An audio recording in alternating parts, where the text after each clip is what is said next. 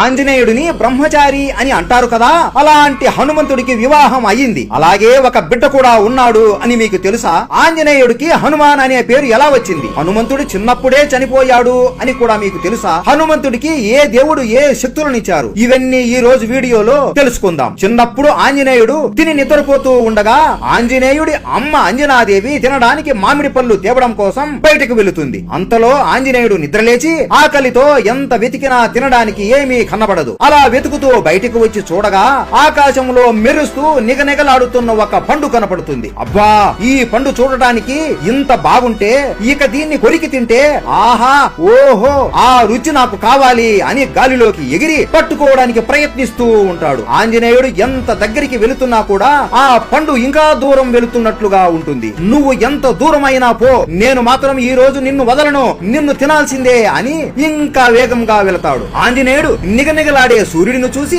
మామిడి పండు అనుకుని తినడానికి వెళతాడు. అలా వేగంగా ఆంజనేయుడు భూలోకాన్ని కూడా దాటి వెళుతూనే ఉంటాడు. ఆంజనేయుడు వెనక్కి తిరిగి చూడగా ఈ భూలోకం కూడా ఒక పండులా గుండ్రంగా ఉందే అని అనుకుంటాడు. మన భూమి గుండ్రంగా ఉంటుంది అని అప్పట్లోనే మన హనుమంతుడికి తెలుసు. ఆ రోజే సూర్యగ్రహణం. అదే సమయంలో సూర్యుడిని పట్టుకోవడానికి రాహువు కూడా వేగంగా సూర్యుడి దగ్గరికి వెళుతూ ఉంటాడు. కానీ రాహువు కన్నా వేగంగా విల్లు నుండి వచ్చే బాణంలాగా వేగంగా వెళుతున్న ఆంజనేయుడిని చూసి ఆశ్చర్యపోతాడు. దాంతో రాహు ఇంద్రుడిని ప్రార్థించి విషయం మొత్తం చెప్పగా అప్పుడు ఇంద్రుడు కోపంతో అక్కడికి వస్తాడు. ఆంజనేయుడు సూర్యుడిని నోరు తెరిచి మింగబోతుండగా ఇంద్రుడు తన వజ్రాయుధాన్ని హనుమంతుడిపై విసురుతాడు. ఆ వజ్రాయుధం ఆంజనేయుడికి తగిలి స్పృహ తప్పిపోయి అక్కడి నుండి భూలోకంలో ఉన్న ఒక కొండ మీద పడిపోతాడు. ఆ దెబ్బకి హనుమాన్ చనిపోయాడు అని కొంతమంది చెప్పుకుంటారు. తన కొడుకు మరణాన్ని చూసి బాధతో వాయుదేవుడు నా కొడుకు పీల్చలేని ఈ గాలి ఎందుకు అని భూమి మీద గాలి లేకుండా చేస్తాడు. దాంతో భూలోకం మీద ఉన్న ప్రాణులు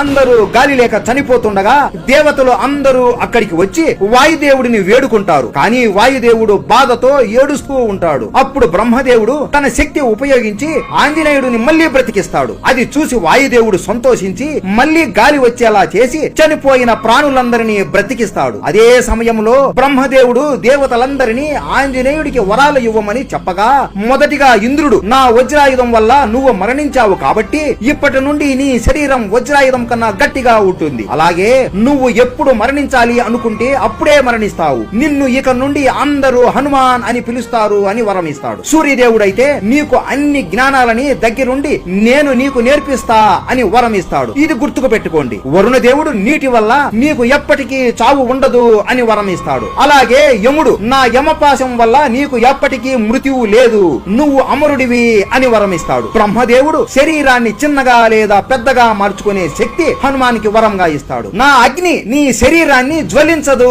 అని అగ్నిదేవుడు వరం ఇస్తాడు. అలాగే విశ్వకర్మ నా చేతులతో నేను చేసిన ఏ ఆయుధము నిన్ను హతమార్చలేదు అని వరం ఇస్తాడు. కుబేరుడు ఇదిగో నా గద, ఈ గదతో నువ్వు చంపాలి అనుకున్న వారిని సునాయాసంగా నువ్వు అనుకున్నప్పుడు చంపగలవు అని కుబేరుడు వరం ఇస్తాడు. తన తండ్రి అయిన శివుడు హత్తుకొని నిన్ను నా త్రిశూలం అలాగే నా శివ అస్త్రాలు కూడా ఏమీ చేయలేవు అని వరం ఇస్తాడు. అలా హనుమంతుడు ఇంతమంది దేవుళ్ళ దగ్గర చిన్నతనంలోనే వరాలు పొందుతాడు. అక్కడి నుండి అంజనాదేవి దగ్గర వాయుదేవుడు హనుమాన్ని వదిలేసి వెళ్లిపోతాడు. ఇన్ని వరాలు ఉన్నా కూడా హనుమాన్ చిన్న పిల్లోడు కదా, ఆయన కోతి లక్షణాలతో విపరీతమైన అల్లరి చేసేవాడు. పెద్ద పెద్ద ఏనుగుల తొండాలు పట్టుకుని వాటిని గిరగిరా తిప్పి గాలిలోకి విసిరేసి గాలిలోకి ఎగిరి ఏనుగుని పట్టుకుని మళ్లీ కింద పెట్టేవాడు. మామిడి తోటలను ధ్వంసం చేసి పండ్లను తినేవాడు. కొండలని పగలగొట్టి బంతులులాగా ఆడుకునేవాడు. తపస్సు చేసుకుంటున్న మునుల వస్త్రాలను చింపడం, కమండలాలను పగలగొట్టడం, చిన్న చిన్న రాళ్లు వాళ్ళ మీద విసరడం, ఇలాంటి ఎన్నో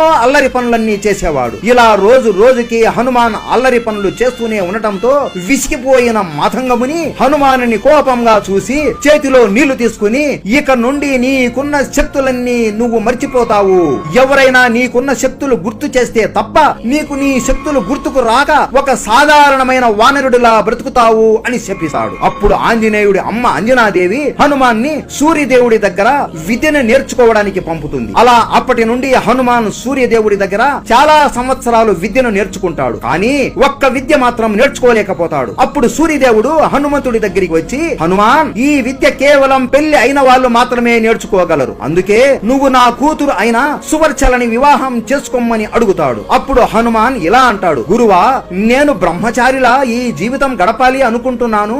నా బ్రహ్మచర్యానికి భంగం కలగకుండా చెయ్యండి అని అనగా అప్పుడు సూర్యదేవుడు సరే అని సువర్చలని ఇచ్చి వివాహం చేస్తాడు. కానీ వీళ్ళు ఎప్పుడు శృంగారంలో పాల్గొనలేదు. సువర్చల ఎప్పుడు ధ్యానం చేస్తూనే ఉండేది. అప్పుడు హనుమాన్ ఆ చివరి విద్యను కూడా సూర్యదేవుడి దగ్గర నుండి నేర్చుకునేస్తాడు. అలా అన్ని విద్యలు నేర్చుకున్న తరువాత గురుదక్షిణ ఏం కావాలి గురువా అని అడగగా, నా కొడుకు అయిన సుగ్రీవుడికి మంత్రిలా ఉంటూ అతనిని కాపాడు హనుమా, ఆ తరువాత నీకు కావలసింది నిన్ను వెతుక్కుంటూ వస్తుంది అని కోరతాడు. ఆ తరువాత హనుమంతుడు వాలి మరియు సుగ్రీవుడితో కలిసి ఉండేవాడు. వాలి సుగ్రీవుడి మధ్య జరిగిన యుద్ధంలో సుగ్రీవుడు పారిపోయి అడవిలో దాక్కుంటాడు. హనుమాన్ సునాయాసంగా వాలిని ఓడించి రాజ్యాన్ని సుగ్రీవుడికి ఇప్పించగలడు. కానీ ఆయనకి ఉన్న శక్తుల గురించి ఆయనకి తెలియదు కదా. అమ్మో, సుగ్రీవుడే ఓడిపోయాడు అంటే నన్ను ఇక ఈ వాలి ఎలా కొడతాడో అని సుగ్రీవుడితో పాటు హనుమాన్ కూడా పారిపోతాడు. అదే సమయంలో సీతని వెతుకుతూ రాముడు మరియు లక్ష్మణుడు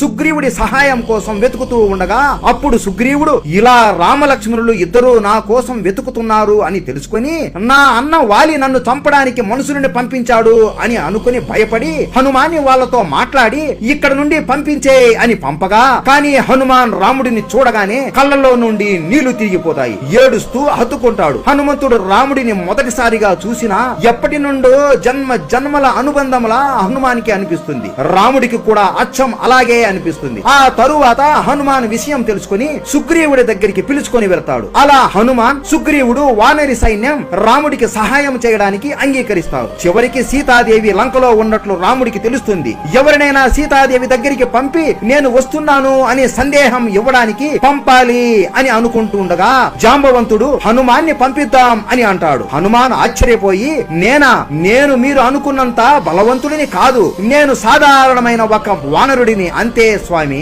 అమ్మో, నా వల్ల అవుతుందో లేదో, నేను అక్కడికి వెళ్ళగానే రావణ సైన్యం నన్ను చంపేస్తుంది అని అనగా జాంబవంతుడు నవ్వుతూ, హనుమా, నీకు ఉన్న శక్తుల గురించి నీకు తెలియదు, నేను చెబుతాను విను అని హనుమంతుడికి ఉన్న శక్తుల గురించి మొత్తం గుర్తు చేస్తాడు. అప్పుడు హనుమాన్ ఒక్కసారిగా శరీరం పెద్దగా చేసి ఆకాశంలోకి ఎగిరి లంకకు వెళ్తాడు. లంకలో సీతాదేవిని వెతికి రాముడి ఉంగరం ఇస్తాడు. కానీ అక్కడ రావణాసురుడితో జరిగిన గొడవలో రావణుడు హనుమాన్ తోకకి నిప్పు పెట్టిస్తాడు. హనుమాన్ నవ్వుతూ లంకని మొత్తం కాల్చి బూడిద చేసేస్తాడు. అందుకే హనుమంతుడిని చూసి రావయ్యా అంటే కాల్చి వచ్చాడు అని అంటారు. ఆ లంక దహనమైన తరువాత తన ఒంటి నుండి వచ్చే వేడి అలాగే తోకకి ఉన్న అగ్నిని చల్లార్చుకోవడం కోసం హనుమంతుడు సముద్రంలోకి మునుగుతాడు. అలా మునిగినప్పుడు ఆయన శరీరం నుండి వచ్చిన చెమట చుక్క అక్కడే ఉన్న ఒక చేప మింగేస్తుంది. దాంతో ఆ చేపకి మకరధ్వజుడు అనే కుమారుడు జన్మిస్తాడు. అలా బ్రహ్మచారి అయిన హనుమంతుడికి పెళ్లి అయ్యి ఒక కొడుకు కూడా పుడతాడు. మీలో ఎంతమందికి ఈ విషయం తెలుసు? ఇలాంటి తెలియని విషయాలు అన్ని మీకోసం మేము కష్టపడి వీడియోస్